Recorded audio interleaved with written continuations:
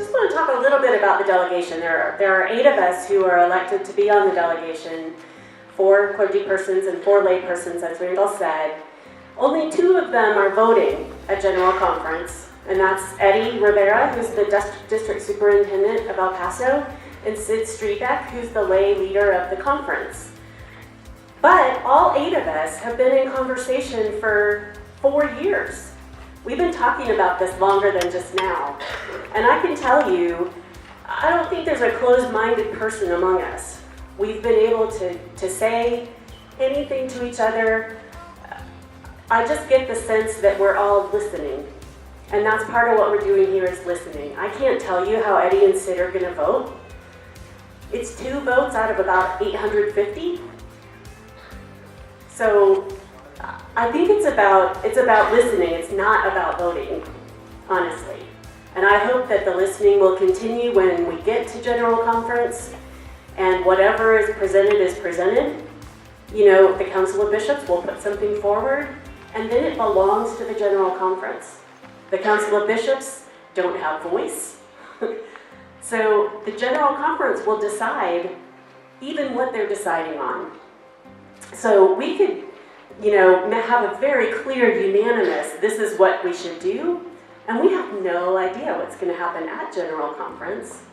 People may bring, you know, an amendment or a substitute motion, and so this is really just about hearing what you have to say, and we're hearing that, and we're going to read it, and we have varied people on the delegation. So I just wanted to share that. I think the delegation is a good bunch of people, and we really, really do want to hear what you have to say. So our timeline for our way forward. So the Commission on Way Forward, they don't continue to meet. This is a bullet from an earlier meeting, but they will be presenting their final report to the Council of Bishops in May. The Council of Bishops will decide what it is, what package they're going to bring to General Conference. We don't know what that proposal is going to look like, but we'll find out when they decide.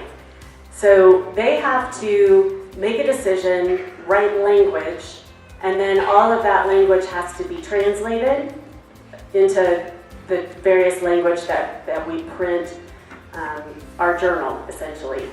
And so once everything's been translated, that's when it will be made public. And so that likely won't happen until July. That's why there's such a big gap between May and July. Now likely, it will leak out and you'll hear things, but the official version is likely not going to come out till July. In June, we're going to have our annual conference session, and Bishop Robert Schnase will be our guest for that time, and he was a member of the commission. So he will share his perspective of the work, and we'll have another question and answer time similar to what we did with George at our last annual conference. So there'll be an opportunity for you to ask questions and have another conversation then.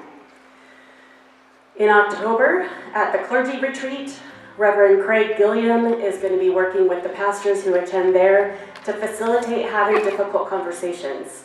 So we've had some difficult conversations in this room, and not everybody in their local churches has any experience with having difficult conversations. And so they'll get a little training on how to do this in their local church, which will equip them for whatever comes.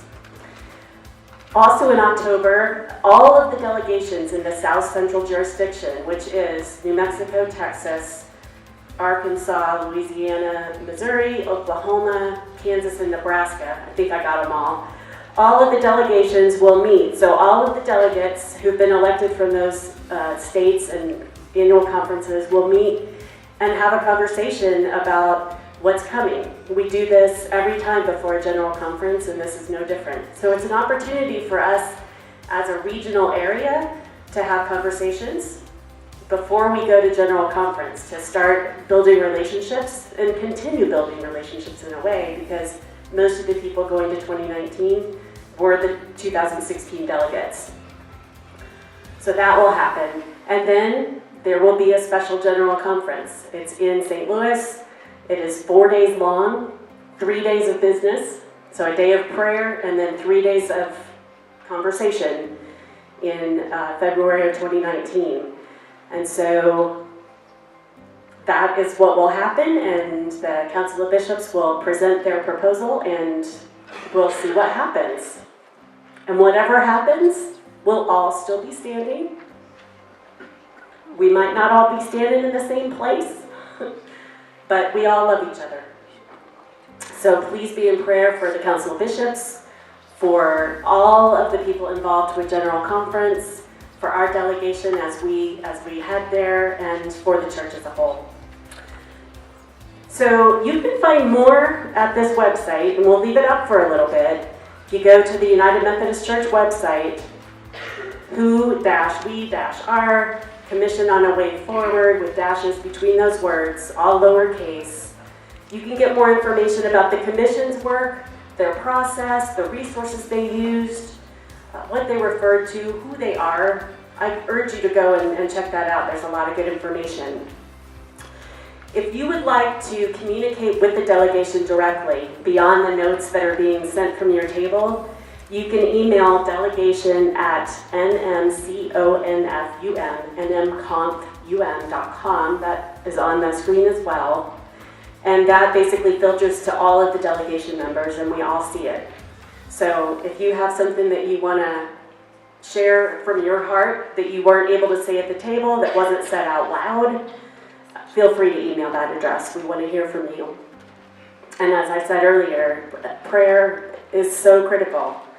So we really would ask for you to be in prayer for us and for our conference and for the denomination.